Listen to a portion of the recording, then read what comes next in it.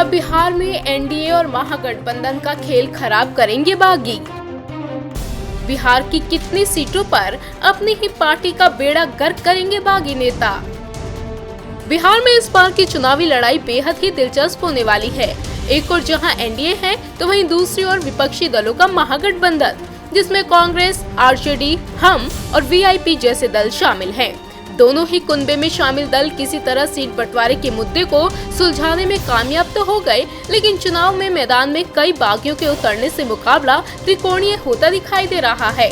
दरअसल बिहार में इस बार का चुनावी एनडीए बनाम महागठबंधन के बीच सीधी लड़ाई के लिए चर्चा में है।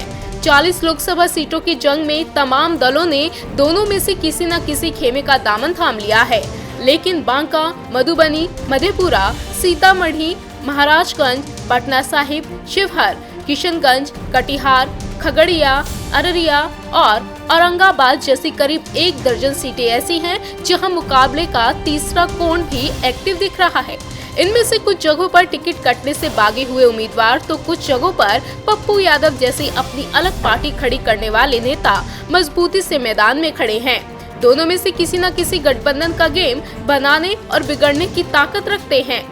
गठबंधनों का समीकरण ऐसा बना कि बीजेपी, आरजेडी समेत तमाम दलों को पिछली बार से कम सीटों पर चुनाव लड़ना पड़ रहा है। ऐसे में कई प्रमुख नेताओं की टिकट कट गए। जेडीयू को एडजस्ट करने के चक्कर में बीजेपी ने तो अपने 5 सिटिंग सांसदों के टिकट काट दिए।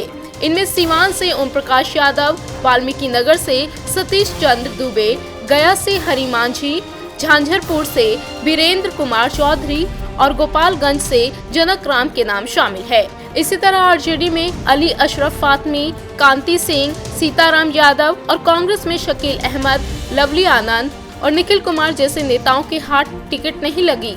कई सीटों पर बागी उम्मीदवार या तो मैदान में उतर गए हैं या उनका विरोध भीतर घात का संकेत दे रहा है।